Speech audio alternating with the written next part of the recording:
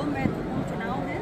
हिमांशु हाथ आ रहा तुम्हारा 2027 में हमारा विधानसभा का चुनाव है और उससे पहले पंचायत के चुनाव होने जा रहे हैं। और इन दोनों चुनाव की दृष्टि से निरंतर संगठन विस्तार का काम पूरे प्रदेश में चल रहा है और इसी कड़ी में बाना जनपद में भी आए हैं और यहाँ पर लोगों का अपार उत्साह देखकर हम सभी को बहुत खुशी भी है।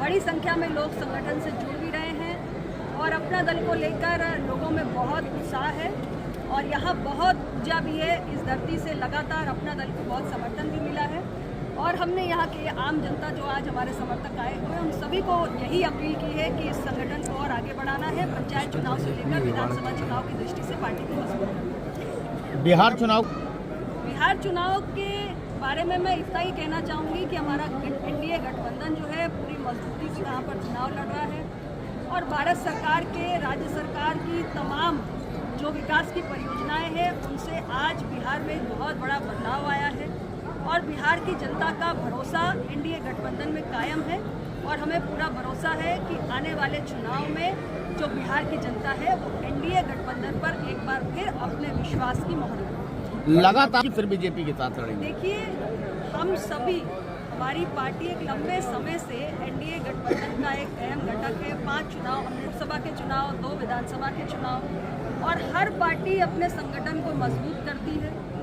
और लगातार मैंने आपको बताया भी कि 2 चुनाव हैं। हमारी पार्टी अपने संगठन को मजबूत करने में लगी हुई है और अभी हम एनडीए गठबंधन का अंग हैं।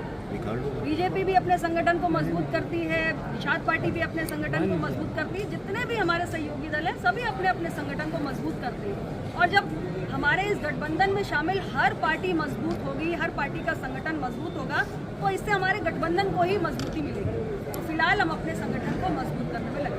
आज आईसीसी देखिए, इसमें कोई नई बात नहीं है। जब भी माननीय नेता विपक्ष श्री राहुल गांधी जी देश के बाहर जाते हैं तो हमेशा भारत की सरकार की आलोचना करते हैं, भारत के लोकतंत्र पर प्रहार करते हैं, यहाँ की संवैधानिक संस्थाओं पर कुठाराघात करते हैं। इसमें कोई नई बात नहीं है, लेकिन मैं इतना ही कहना चाहती हूँ कि वो नेता विपक्ष हैं, बहुत ही जिम्मेदार पद पर बैठे हुए हैं और देश के अंदर रहकर उन्हें सरकार की जितनी भी आलोचना करनी हो, जनहित के जो भी मसले उठाने हो वो उठा सकते हैं। इस देश का संविधान, इस देश का जो लोकतंत्र है वो उन्हें पूरे एक इजाज़त देता है। लेकिन देश के बाहर जाके देश की आलोचना का मतलब सिर्फ इतना ही है कि उनके पास सरकार को घेरने के लिए कोई विषय बचा ही नहीं है और उन्हें लगता है कि शायद देश के बाहर जाकर देश के लोकतंत्र को बदनाम करके वो सरकार को कमज़ोर कर सकते हैं। लेकिन इस देश की जनता पूरी मजबूती के साथ आज प्रधानमंत्री नरेंद्र मोदी जी के नेतृत्व वाली एनडीए सरकार के साथ खड़ी है।